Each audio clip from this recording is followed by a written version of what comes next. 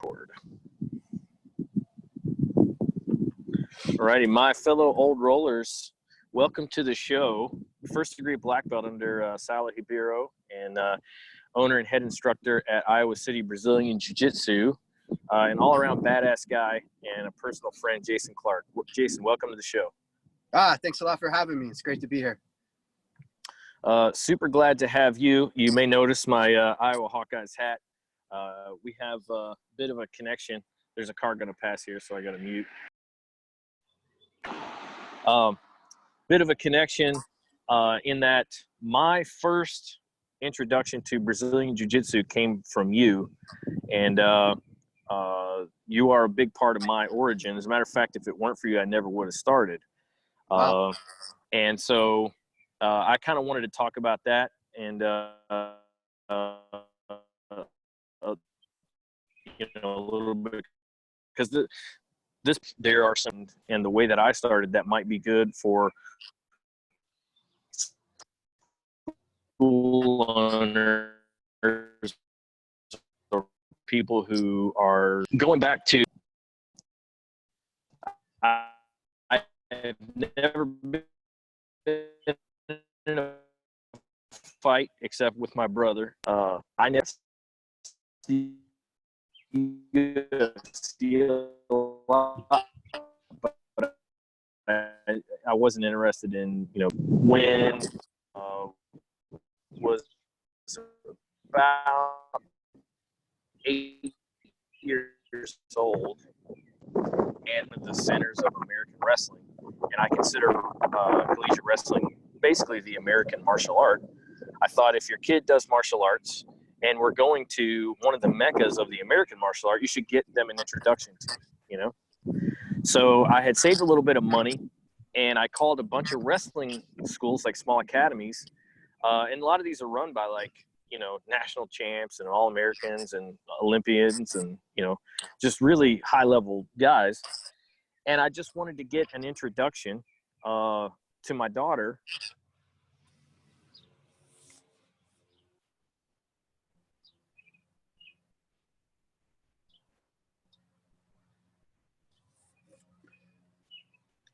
I'm getting a video lag, Harrison. So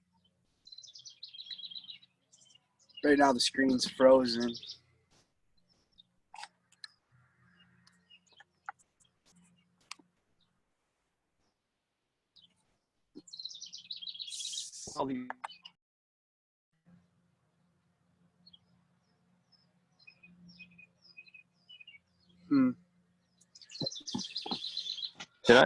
Did I get booted out of my own meeting? I think you did. Yeah, it says you're the host now.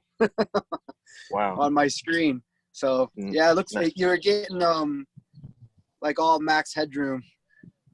I mean, not to date myself, but what was the last thing that I said before I got booted? That you were coming to the mecca of wrestling, and you were trying to get your daughter into some wrestling club classes and national champions for running them, and that's kind of the last I heard. Yeah, and so I just called these places. I had a little bit of money saved, and I wanted to get her just an introduction to know what it was. I wasn't trying to make her a wrestler or anything like that. I just felt like she should, know what it is. And so I called all these places, and everybody wasn't, like, no one was interested in my time or my money. And I was willing to pay for private lessons, like actual money. And everybody was just like, no, we don't want that. So I knew that Brazilian Jiu-Jitsu was a grappling martial art. And I figured if there's a grappling martial art in Iowa, then it's going to have, like a wrestling influence. So I called you, and you just said, yeah, bring her in. We have kids classes every day, and she's welcome to join. We would love to have her. And I think when we talked about it, you had a couple of assistant coaches who were pretty high-level wrestlers, and you're like, wrestling is definitely, something that we care about and that we do. So I basically took her, and I brought my book. I was not there to learn a martial art. I was just there to help my daughter out, and be introduced to something. And while I was reading my book, while she was doing class, the way that you were explaining the art and the science and the leverage of jiu-jitsu, it sounded like something that was like a mental challenge, and, you know, something that you didn't have to be uber tough to do, and that it was artistic and scientific. And that made me very interested. I actually went home and joined a gym. I paid a year in advance when I got home because I knew it was going to be hard and really suck. And I also know if I pay money for something, I'm going to do it. Like, I'm not going to waste my money. So I just paid up front so I couldn't quit. And that turned out to be a really good decision because there were a couple of times I wanted to quit. But the reason that that's instructive, I think, is because you, first off, like, you know, I wasn't a very interesting person to a wrestling school and my daughter, but you were just like, hey, come in, you know, like, just be a part of this thing. And to me, it was just magical to have someone that open and that willing. And so I wanted to thank you for that personally, because if it weren't for that openness, I wouldn't be doing this, you know, and I've been doing it for almost 5 years. It's one of the most important things in my life. So wow. I'm just really thankful, you know, that event occurred completely by chance. Yeah, some of the best things happen that way, you know. And jiu-jitsu's been a part of my life for, oh gosh, I don't know, over 25 years, I think. And everything good in my life has come from jiu-jitsu, either, you know, directly or indirectly. At this point, it's so much the fabric of my life that I can't tease it apart from any other aspect. So everything comes from, you know, jiu-jitsu for me, one way or another. I think it's important. It's important to acknowledge the students like yourself, you know, the ones who have gotten a lot of benefit out of it. Not everybody's going to find it powerful, you know. Maybe it's just not the right time for them, you know. Sounds like for you, it was the right time to get introduced to it. You were open to it, you know. It's like trying to give somebody advice, you know. They're not going to hear it until they're ready to hear it, sort of a thing. Same thing with jiu-jitsu. So, you know, that was the way it was for me too, you know. It came along at the right time in my life. Well, let's talk about that. Like, what was your introduction to jiu-jitsu? What made you interested in it? And then, you know, what were the early days for you? I know culturally things are a lot different now than they were then within the academies, but also just, you know, kind of American culture. Talk about those beginnings 25 years ago. Oh man, that's crazy. So serendipitous. I saw UFC number 2 on a VHS tape in the barracks.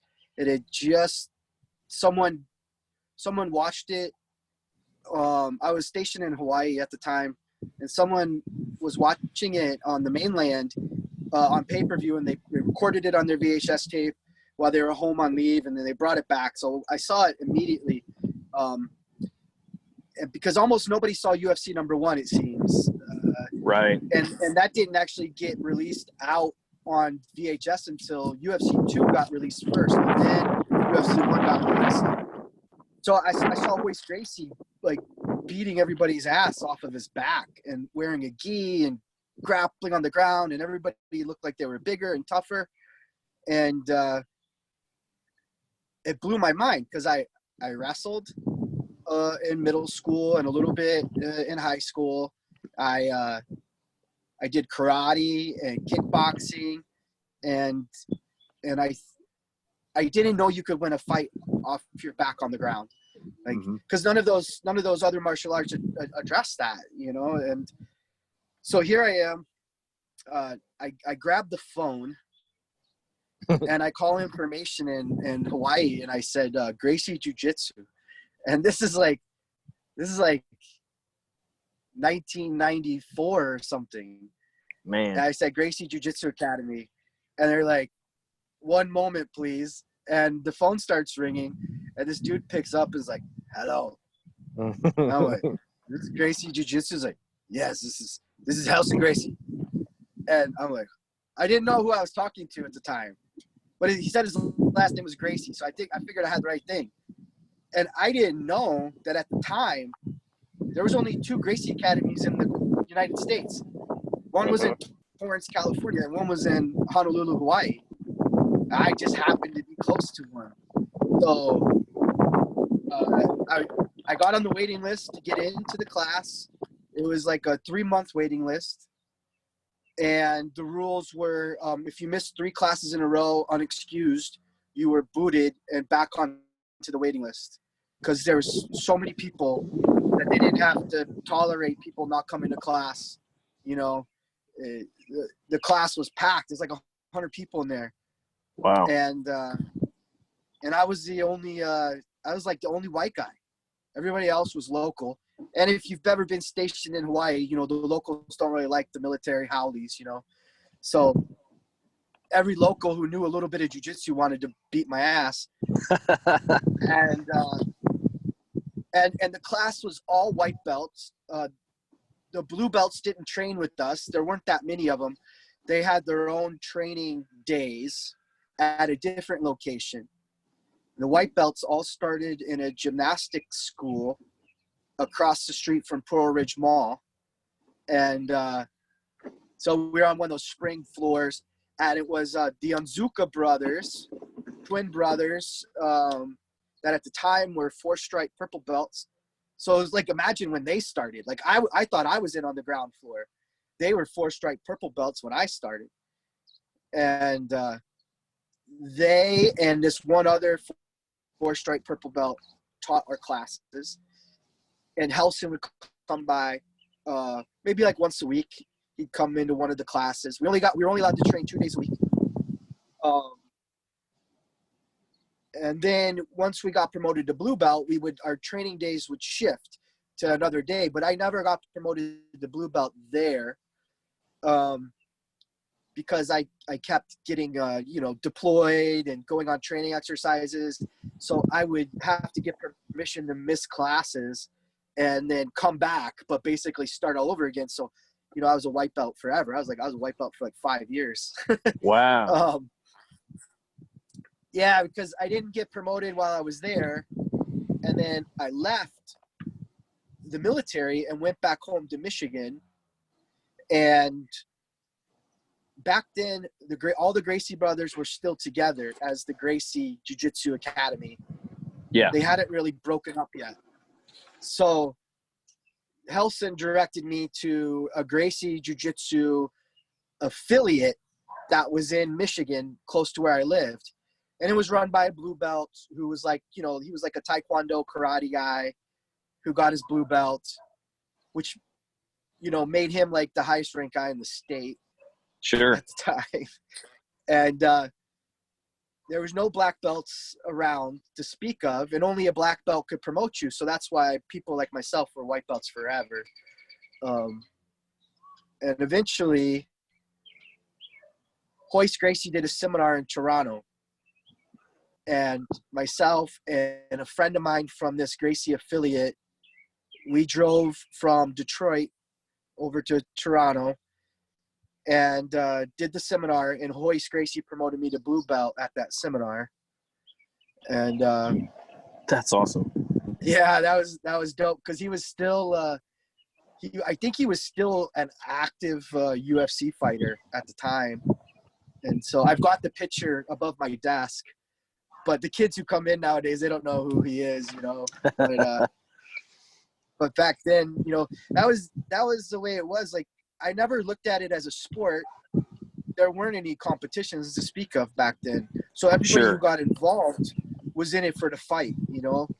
Yeah. We wore our gi jackets, but then we would also take them off.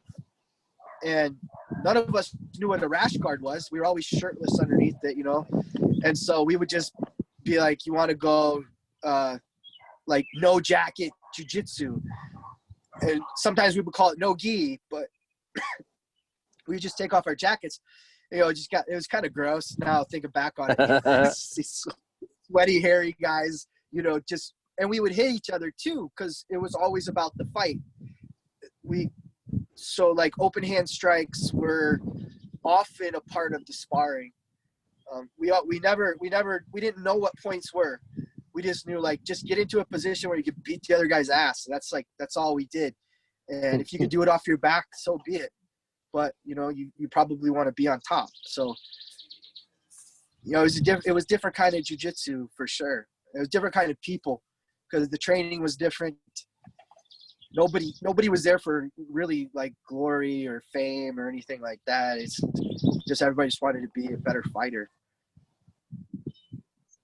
That's so awesome to hear, about those beginnings. Like, we, in a way, jiu-jitsu has almost come full circle because now we have things like, the combat jiu-jitsu as a feeder, to MMA.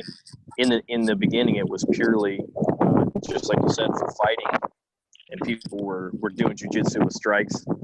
And then, there's been a lot of innovation within what we might call sport or pure jiu-jitsu, where there's, the strikes are removed, and then we're reintegrating that back in, taking all those innovations and reintegrating strikes back into it with, different promotions. I think that's a really cool evolution, one that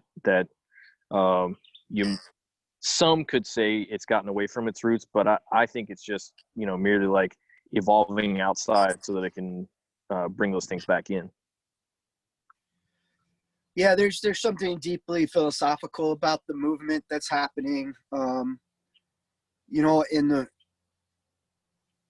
the one aspect, I think if you really want to see how far you can take the art, you have to do things like remove the strikes, and then you'll get to see things like the Mendez brothers and what they could come up with.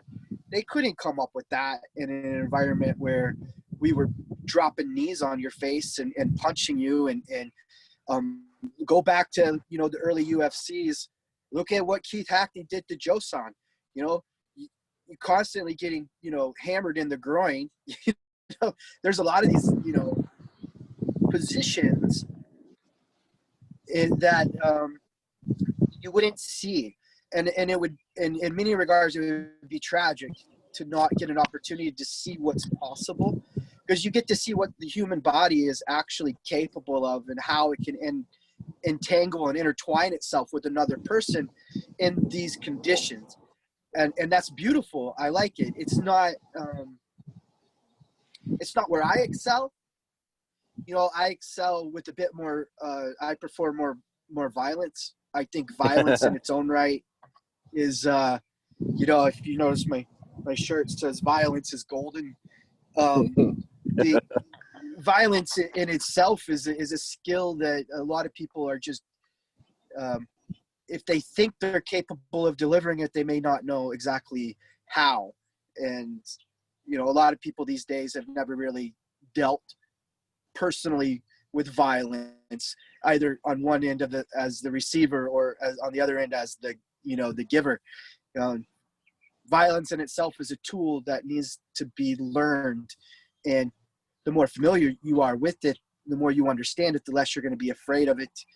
And I think training jiu-jitsu with violence in mind is necessary. If you go to like what Chris Howder always says, to think for the street, train for the sport, or however he says it, fight for the street, train for the sport, think for the art, whatever. His axiom covers the three, aspects of a good philosophy to a martial art. You can say, there's those practitioners out there who you can definitely say are true, beautiful martial artists, and the way they express jiu-jitsu is beautiful. I am not capable of expressing jiu-jitsu in that way to that level, but I express it in other ways that I think are beautiful as well. There's something to be said for being able to think like that. And when you start incorporating a weapon into your jiu-jitsu training, it changes your paradigm really fast when you all of a sudden you introduce a knife into the ground game. It reprioritizes your life instantly.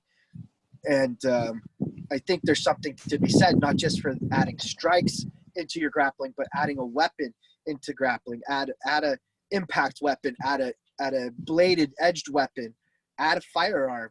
You know, see what you can do with that, and you know, that's where I excel. I think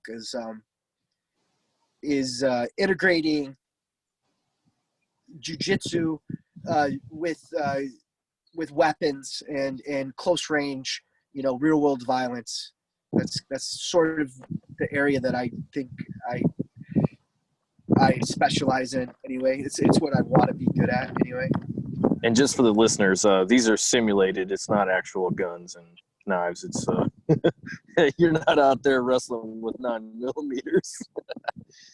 Well, you know, you can in certain training environments use simulation rounds. You have the sim Glocks right. that are fully functioning Glocks, but they shoot a paint tipped simulation round, which hurts. Yeah. I've got scars on my body from those where I did not succeed in my training evolution. We use, training knives. Still hurts depending on where you get hit. But it changes how you look at jiu-jitsu. And I'm constantly learning and finding new ways to do jiu-jitsu.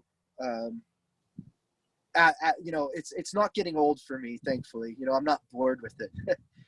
Yeah, well, what we're kind of getting at, you know, given all the different, you know, potential directions that you can go, it's infinite. I think that infinity lends itself to not, you know, being bored with it. If you continue to find a path that's interesting, then you'll go down it. And I think going down those paths like that, like yours is a different path than the Mendez brothers, but that doesn't make it invalid. That's still an expression of art in that you're able and willing to go down and find your path for your expression. And 25 years later, still going down, you know, roads.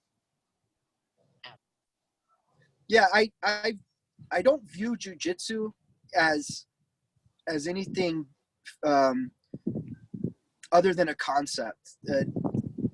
You know, jiu-jitsu is not, to me, jiu-jitsu is not Brazilian jiu-jitsu. Jiu-jitsu is not Japanese jiu-jitsu. Jiu-jitsu is just a way of attempting to find the most intelligent, efficient, effective way to mitigate violence at a personal level, you know. But you could even take the concept a little bit more and say, well, you know, the way I do my gardening, I express, you know, my garden's in the background. I express my jiu-jitsu in that way, and that I try to find a way to garden efficiently and effectively. I don't want to do a lot of weeding. But I want to grow big vegetables, you know, and so things like that. So to me, it's all jiu-jitsu. I think that once you start putting a boundary on the concept, it stops becoming jiu-jitsu. As soon as you encapsulate, like you take any martial art, it's encapsulated. That's why there's so many different martial arts. So I can say Taekwondo is clearly not jiu-jitsu. But look what Anthony Pettis does when he combines Taekwondo with jiu-jitsu. Mm-hmm. And to me, you know, jiu-jitsu just means the gentle way. It doesn't mean we have to grapple. You know, I could, you know, strike you. I could stab you. I shoot you. It's all jiu-jitsu to me. You know, I think getting down on the ground and wrestling for submissions and points, to me, that's Brazilian jiu-jitsu. You know, if we're going to do points and time limits, we're going to have, you know, no strikes. That's Brazilian jiu-jitsu. But as soon as I start punching you, and we take away the points, it's not Brazilian jiu-jitsu anymore. You know, it's something else. But nevertheless, it's all jiu-jitsu. It's because jiu-jitsu is just a concept. And that's the way I look at it anyway. And that's just 25 years of reflection. You know, I wasn't thinking this way when I first started jiu-jitsu. To me, jiu-jitsu was only Brazilian jiu-jitsu. Right. That's that. you know, because that was the only way I could wrap my mind around it. But now I'm a different person, and I think about it differently, you know. So that kind of leads me to another area that I wanted to discuss with you, which is your background as a researcher and scientist, because I wanted to kind of get an idea of how your jiu-jitsu influences your work in that field and how your work in that field influences your jiu-jitsu. And I think, you know, we're kind of going down that path of, you know, they are very much interrelated, but I'd like to get your take on it because that's not an area where I'm, you know, very familiar. So talk a little bit first off about what you've done within, you know, science in the medical field, and then we'll talk about how jiu-jitsu relates to it.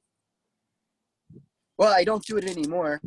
Jiu-jitsu has been good enough to me where I didn't have to work 2 jobs. I think it was February of 2019. That was my last, like February 2nd, 2019 was like my last day in the lab.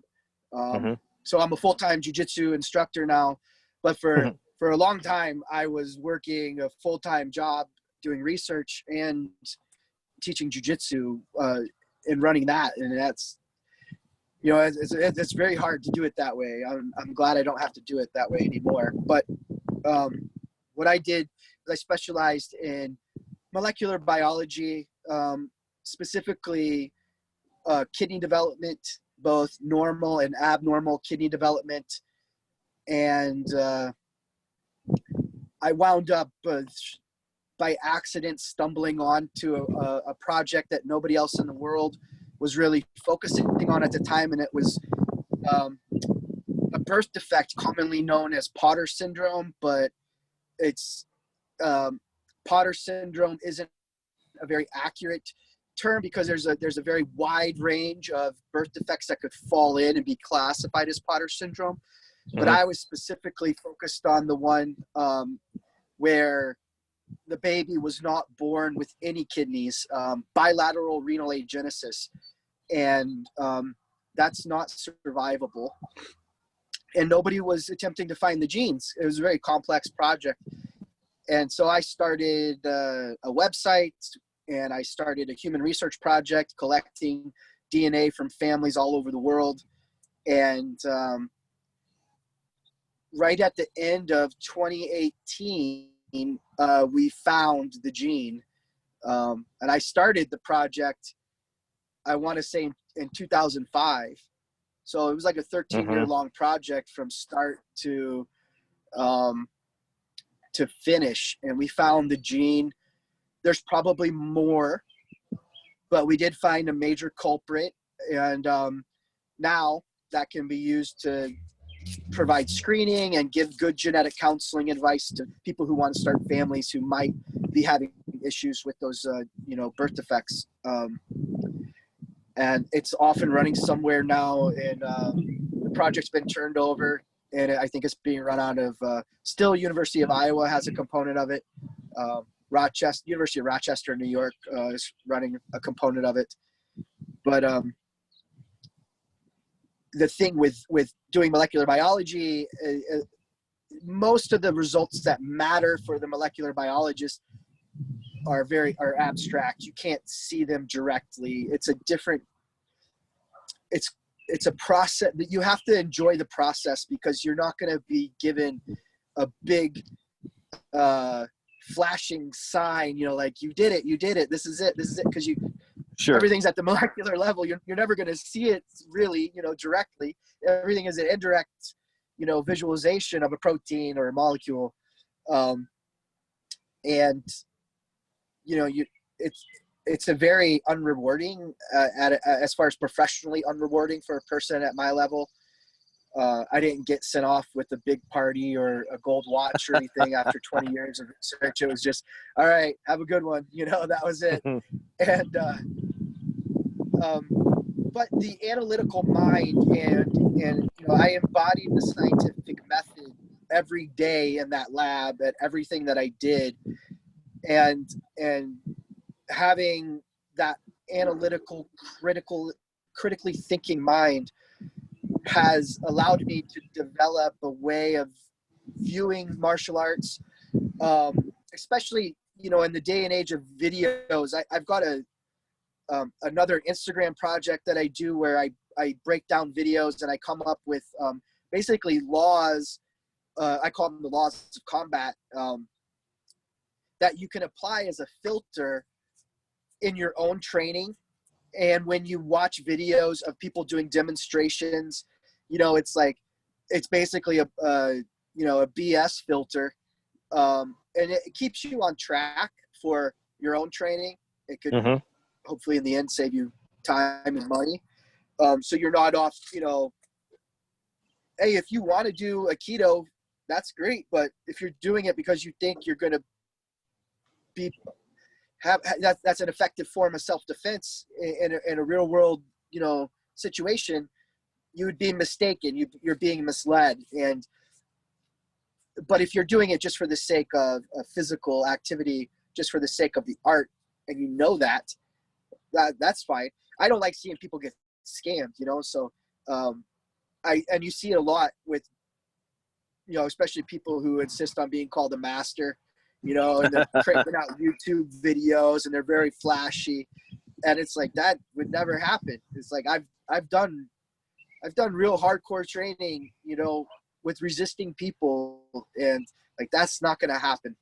The chances are so slim, you know. So I brought that clinical analytical mind, and it's helped me develop systems in my jiu-jitsu. So I try to find efficiency in how I behave in a role or in a fight, where I basically try to get within a system that's well rehearsed and memorized, more or less. This is a very modern approach to jiu-jitsu.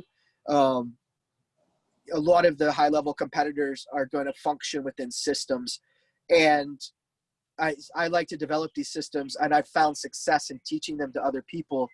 By, you know, I spend a lot of time learning how to be a better coach, learning how people learn and how to help people learn faster.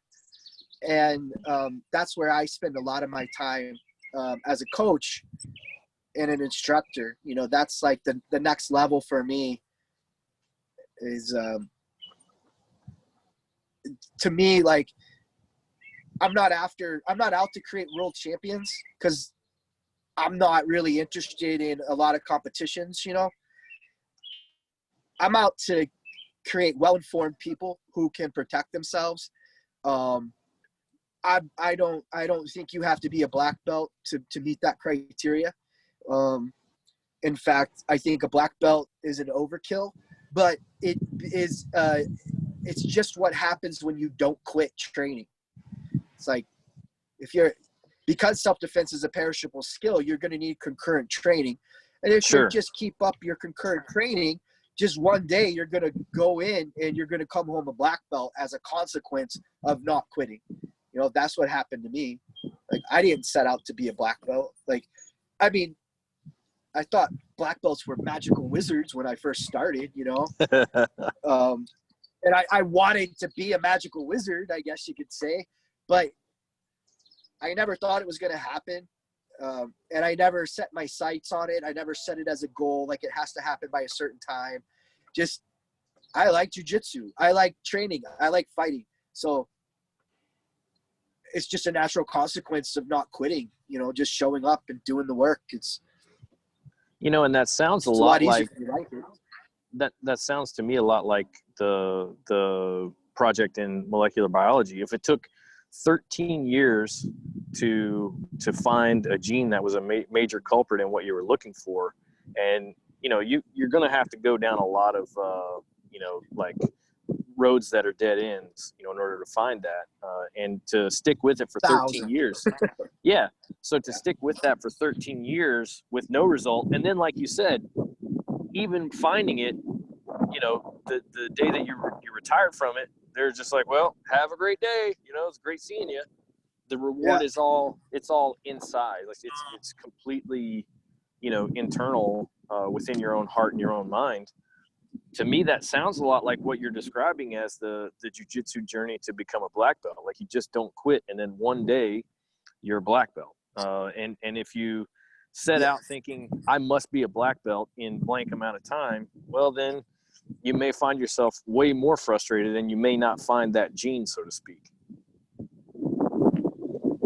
Yeah, man. You know, I'm a rare bird, dude. From the time I started jiu-jitsu to the time I got my black belt, it was 20 years. Mm-hmm. You know, it was because in those early days, there's nobody to promote you. Like, after Hoist promoted me to blue belt, I was a blue belt for another like 5 years or something like that. So I had a decade of jiu-jitsu under my belt before I was a purple belt, and then I quit jiu-jitsu for 3 years.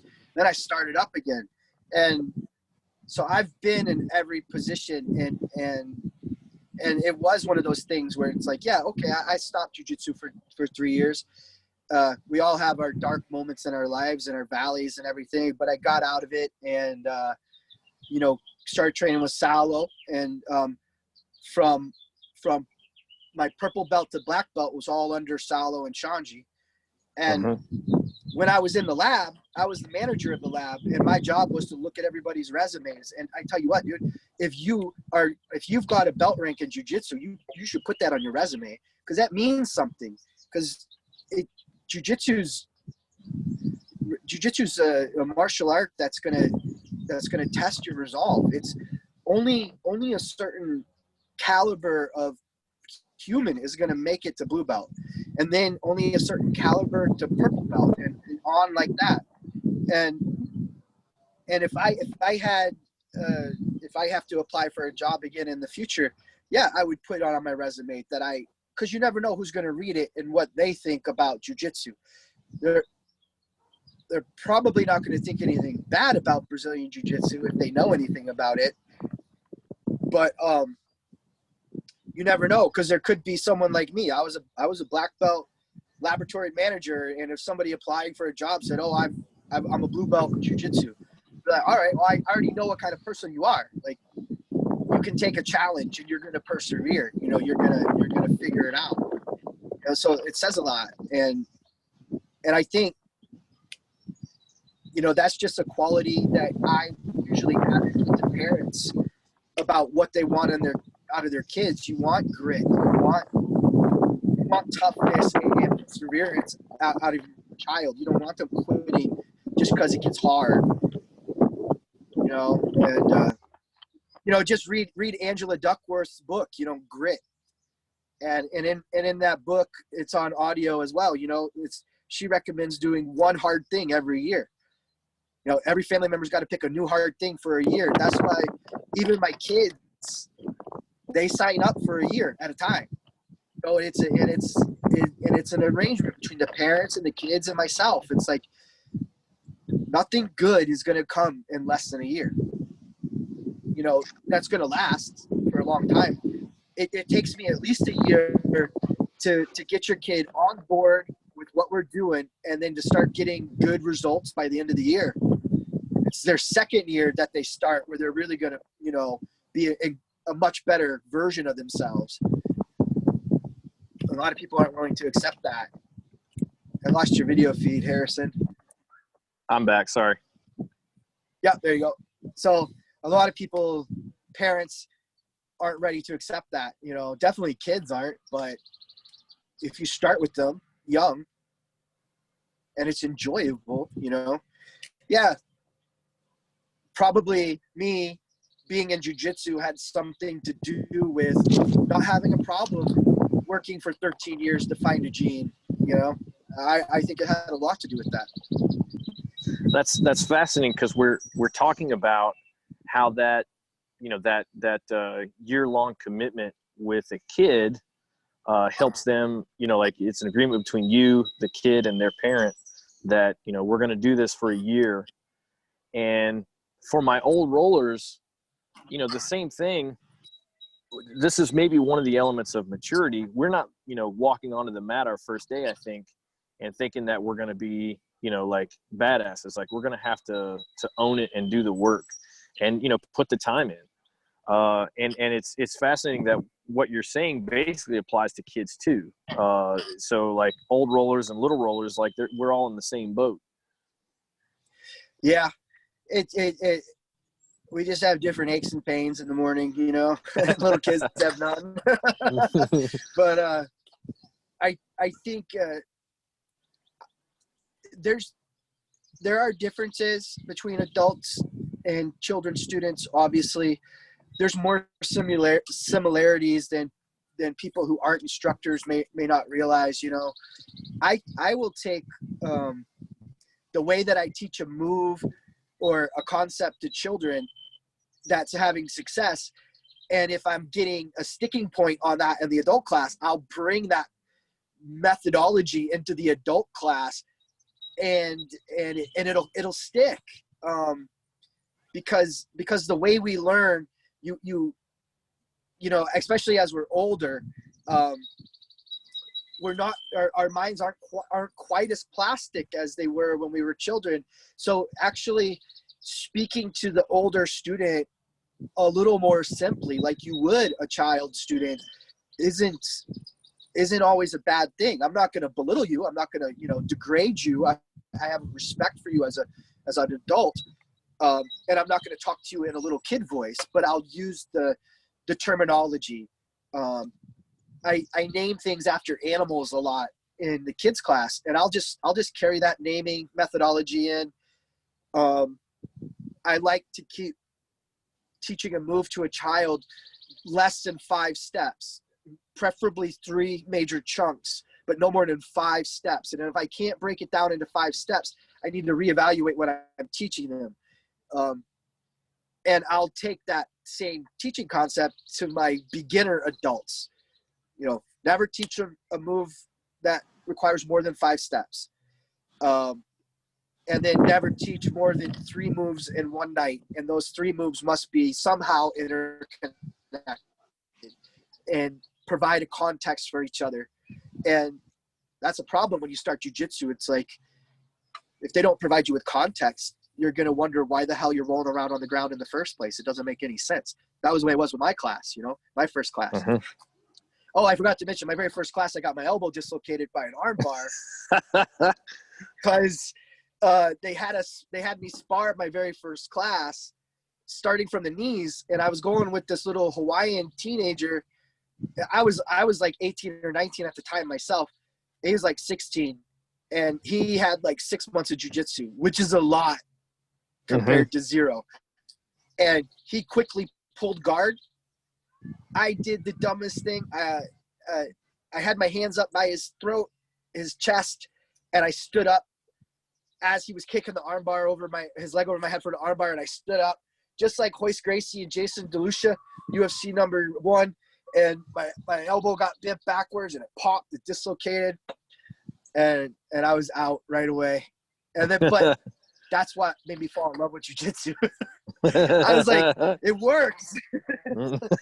So I was hooked. I was like, I couldn't wait for my arm to get better. And, you know, and so I go back to class. But that said, how I was taught as an adult beginner is nothing like how I teach adult beginners, you know, 25 years later. I've learned a lot. And and I still try to learn myself, because I still try to do new things all the time. You know, this pandemic that's happening has given me time to pursue a lot of new things to learn: gardening, beekeeping, reading a lot of books about history, you know. Yeah, I'm doing a lot of cooking and cooking new things I've never cooked before. There's a lot of new learning on my part, and so I don't forget what it's like to be a student. Sometimes you, as a salty old, you know, black belt, you sometimes forget what it was like when you were a brand new student in certain areas. But I try not to. I always try to remember how difficult it was until I got a concept, you know. Yeah. You know, I don't know if you know this. I'm high functioning autistic. So I have areas of expertise that I kind of like narrow focuses I specialize in. Like, just so happens jiu-jitsu and fighting is one of my areas that I specialize in. So I'm capable of talking forever and ever about jiu-jitsu and fighting. So stop me. No way, man. If I ramble, but so like to give you an idea, the listeners to this show are probably tired of hearing it, but I always try to tell our guests at some point in the show, the whole purpose of this podcast is purely selfish. I want to listen to and learn from experts in longevity and training methodology, and basically with the intent of being the very best that I can be for the very longest. And so when you talk about, like having that white belt mentality, sorry, car passing, having that white belt mentality and trying to find ways to learn other things, what I hear is that you're trying to put yourself in the place of that day one student in the name of continually improving your training and teaching methods in the name of your academy. And, part of that is like setting the culture from the top. If you want someone to be the best white belt that they can be, I think part of that will be, addressed by also yourself being the best white belt that you can be. And maybe you got to find exterior ways to do it, but it sounds like that's what you're doing. And that's a part of the culture that you're trying to maintain in your academy.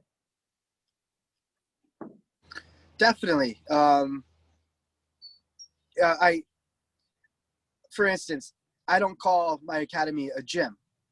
There's some kettlebells in there, stuff like that, but it's an academy. We're there to improve the whole human. I'm not there just to download jiu-jitsu into your brain. Like, I'm there to create better humans to come out of there every day, and yeah, that is to have some discipline. A lot of the younger people who come to me are lacking in discipline, self-discipline. They're lacking in maybe some self-respect. Some of them don't know how to take care of themselves as far as like eating, a well-balanced diet. They don't know. Mm-hmm. They don't know how to do any sort of fitness workouts, and so I'm open to trying to improve the person and however they need. We can agree that I think jiu-jitsu is just a metaphor for improving and providing context to improve yourself. Go fly a kite if you're going to get the same things that I'm going to provide you, as far as to be a better human. If you can get that flying kites, go fly a kite. I don't care. It makes you a better person. That's great. You're going to improve the world. I do that through jiu-jitsu. I think struggle and difficulty and overcoming that is an important part of improving. It's necessary to improve, and I think jiu-jitsu provides it in a wonderful way. And you develop a brotherhood. It can be safe, cultural. Yes, I have a culture in my academy that freaking coronavirus ruined. Like we do a lot of high fives, and we have our own little like routines and things that help us show our community, our culture with each other. And we had to stop doing that, and then we had to stop coming into the academy. But I think that if you're coming in and just trying to improve your jiu-jitsu, I think you're wasting some valuable time where you could be, for instance, Iowa used to be huge with the MMA scene because Pat Miletich and everything. He's over in the Quad Cities. When I first moved to Iowa, I didn't move and open up a school immediately. I moved and I trained over at Miletich's place, which was an hour drive one way. and I did it like 3 nights a week. And once I opened my own place up in the Iowa City area, you know, MMA fighters would come and they had the wrong ethic, you know. They didn't have the right attitude. They weren't brought up in the right culture to train jiu-jitsu. It's like it goes pretty deep in my academy for how I try to prepare a person. It's that I grew up, like, we did fights. Like, it wasn't called MMA when we started doing it. It was just called cage fighting, NHB, Valet Judo, whatever. And we didn't have gloves. And we just punched each other in the face. And we tried to choke each other. And there was no money. There was no nothing. And so we considered ourselves jiu-jitsu people, jiu-jitsukas who fought. Sure. We do Brazilian jiu-jitsu, but we're going to go punch and kick each other as well. But then the culture where the MMA basically became its own martial art, where they basically take, 25% of each of the valuable martial arts and they try to train them all to a high skill level. It just basically became its own martial art. Now you got MMA fighters who only train when they've got a fight coming up. They only train in a camp, and it's only like 2 weeks out. I'm gonna learn all the jiu-jitsu I need to be successful in the cage. It's like, so that attitude prevails, and it's an attitude that's it's like dealing with an orphan who's never had a family. It's you're not being brought up with the right tutelage in the right culture, in the right environment to be successful, because I don't want to train those people. You're a waste of my time.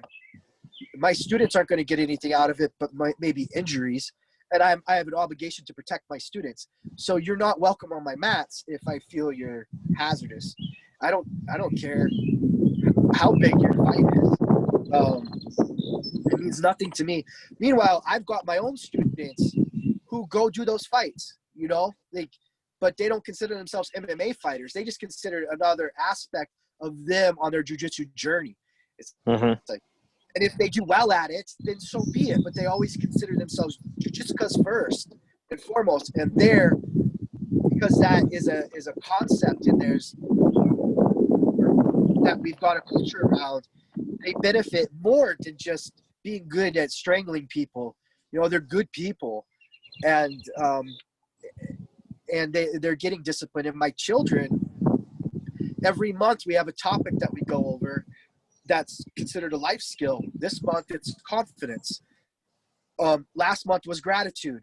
They get to respect and goal setting and manners, and every month is a new life skill that we have a back chat on, in an attempt to make a better human out of that child student.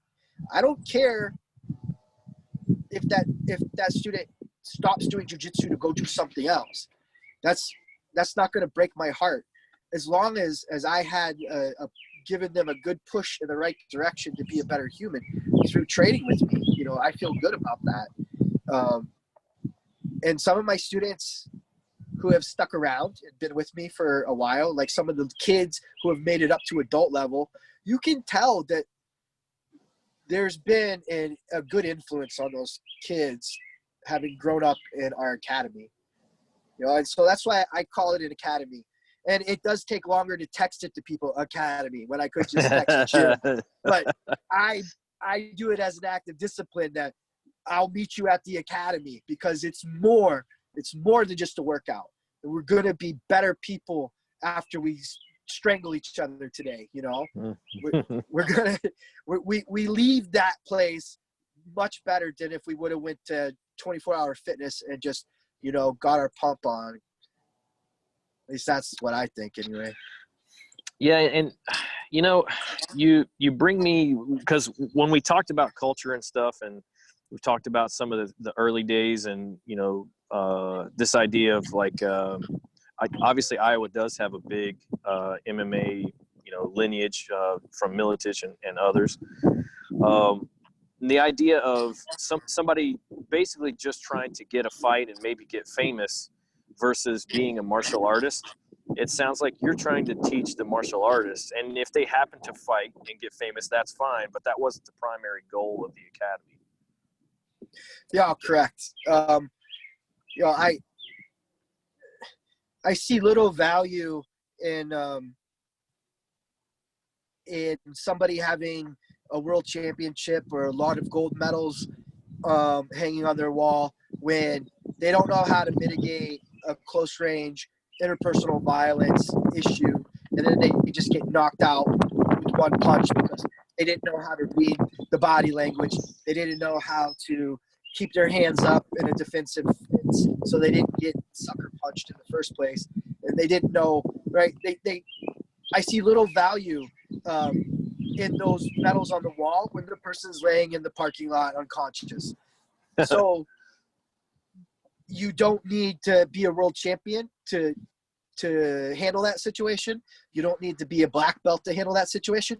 But somewhere along the line, those lessons need to be taught and those skills need to be developed under pressure. So you have to somehow teach those skills. And if along the way that person wants to get involved in some MMA fights, they want to go do some IBJJF tournaments. We send guys out to the California for the Worlds, Pan Ams, we do Masters, we go do the IBJJFs that come close and the other tournaments that come close. We prefer no points. We prefer submission only sort of stuff. But we've got a lot of gold medals from IBJJF as well. But it's not our focus. I think you can have an academy like Atos and that's heavily geared towards competition. I don't see any value in that if it's not done with the right kind of culture, because then you wind up with the wrong culture in some cases where the students who are successful are very arrogant. And I get that in order to be a champion, you have to be selfish in your training and how you take care of yourself and how you focus on yourself for your training. I get that. I believe it can be done without being a prick but that takes a lot more effort. It's easy to be inconsiderate and selfish towards other people. And if there's no sensei who finds value in that and is going to correct that, then those people just wind up being assholes, and they're dangerous, right? And I don't think that spreads what I'm interested in spreading. I'm interested in improving people, and if people are going to set their metrics on improvement based on medals, maybe I'm not the guy for you. I can help you get medals. I mean, we can go get medals. We've got competition team and competition practice and successful competitors and coaches. But if your heart is set, I'm gonna steer you somewhere else. There's other academies in Iowa that focus heavily on competition. But if you really want to get to the top, Iowa's not the home for you. You need to go to California. You need to go to San Diego, LA. That's where you're probably going to have the best chances of being in an environment to reach those goals, if those are your goals. I'm not going to lie to you and tell you I'm going to help you achieve those goals. Like, I've sent many people away because all they wanted was to just focus on competition all the time. I don't have time for that. Not to accomplish my mission. I don't have time to help other people only focus on winning a gold medal and not doing anything else. I think what you're saying there too is just like you said, your mission is not directly competition. There's room within, the totality of jiu-jitsu for someone to have that mission, like Atos or like Art of Jiu-Jitsu. Yeah. Those schools are valid. You're not trying to say like, don't go do it. If that's what you need, go do that. But that also doesn't invalidate your mission, which is, more of a cultural and, like self-improvement, and also the improvement of your students' selves mission. There's that. I do have a problem with academies that are obviously very sport competition oriented, claiming that they teach self-defense as well. And in some regards, they just say that, oh, if you're good at sport jiu-jitsu, you'll be good at self-defense. And I'm here to tell you that's no. That's big fat no. And so I don't like to see things like the Mendez brothers literally in an interview, not to dig on them. I don't know them at all. I just know of an interview that they did where they were asked about how they feel their jiu-jitsu translates into self-defense, or do you think your students need to do anything in addition to it? And they felt that if their students were good at sport jiu-jitsu, they would also be good at self-defense. And myself and a lot of my friends who are very dirty and nasty disagree with that. It's just not being exposed to the best current training that's in that topic these days, and I go out there and I do these training courses, and I've been doing them for years now, training with the likes of, Craig Douglas in particular, of ShivWorks, and the other ShivWorks instructors, and getting into that real violent, real world training. And you learn real quick. You learn real quick about how sport jiu-jitsu translates. That said, it does help to be athletic, and training in sport jiu-jitsu develops your athleticism and develops your proprioception and your entangled awareness of what's going on. So if you are in one of those situations, you'll probably fare better than if you didn't train jiu-jitsu. Sure. But you still need to be exposed to be like, if you're interested in jiu-jitsu for self-defense, going to train at a purely sport competition oriented academy, it's only going to improve you so far. It's going to help you develop some athleticism. It's going to show you some moves. But are those moves going to work when I've got a knife? Are those moves going to work when my friend jumps in? Are those moves going to work when you're on the ground and I'm over the top of you trying to kick you in the head? Things like that. We gotta parse those out. And there's nothing wrong with going and training the move for the sport so you can go be successful in the sport, but also train the self-defense oriented jiu-jitsu as well, if that's what you're interested in. They are separate. They're separate skills. They complement each other well. Mm-hmm. I can take some of the things that I learned purely in how to deal with the person with the knife. There's some entanglement there that I can do in a sport environment, right? And yeah. I'll have benefit out of doing the position. So I don't like to. I can say you can have your magisteria and I can have mine, like Stephen Gould, non-overlapping magisteria. But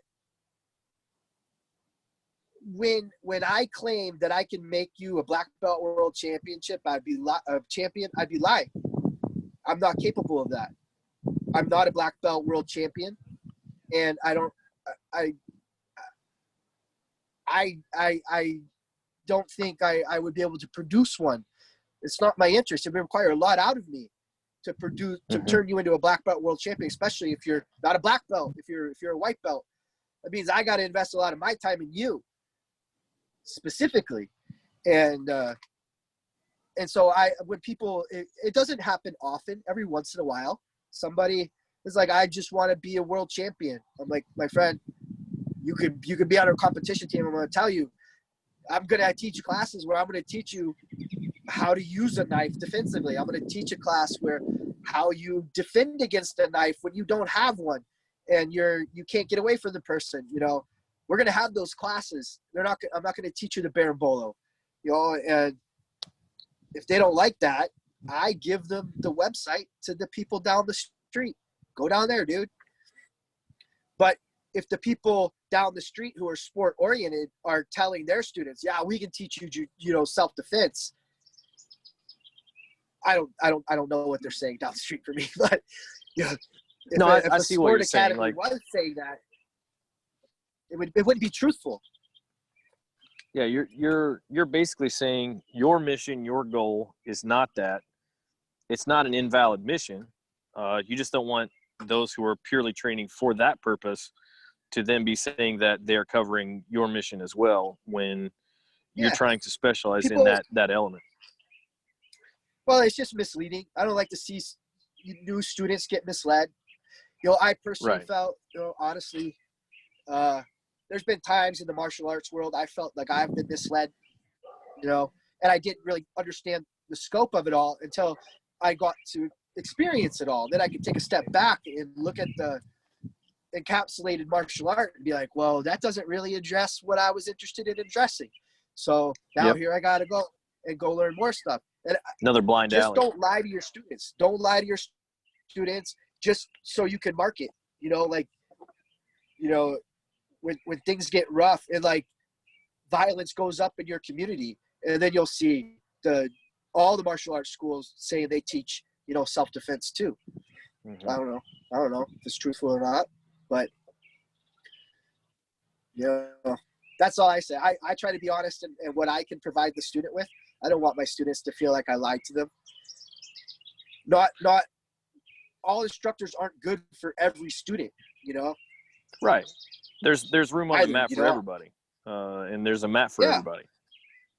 Yeah, if you don't like the way I teach or what I teach, well, as a steward of jiu-jitsu, let me help you find something that you'll like.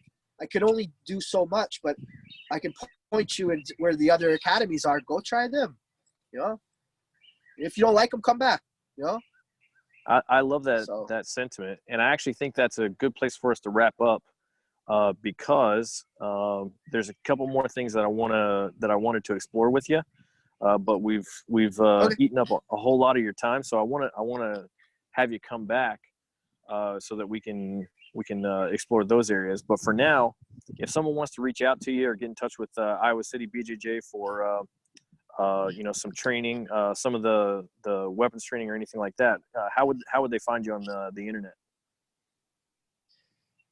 Iowa City BJJ.com will take you to our website. We are a Ribiero Jiu-Jitsu affiliate, so we're also known as Ribiero Jiu-Jitsu Iowa City. And from our website, there'll be links to our Facebook, our Instagram, our social media. One of my self-defense Instagram project is called Close Range Tactics. It's all one word on Instagram. I try to teach a lot of those axioms I talked about, the laws of combat. There's video breakdown.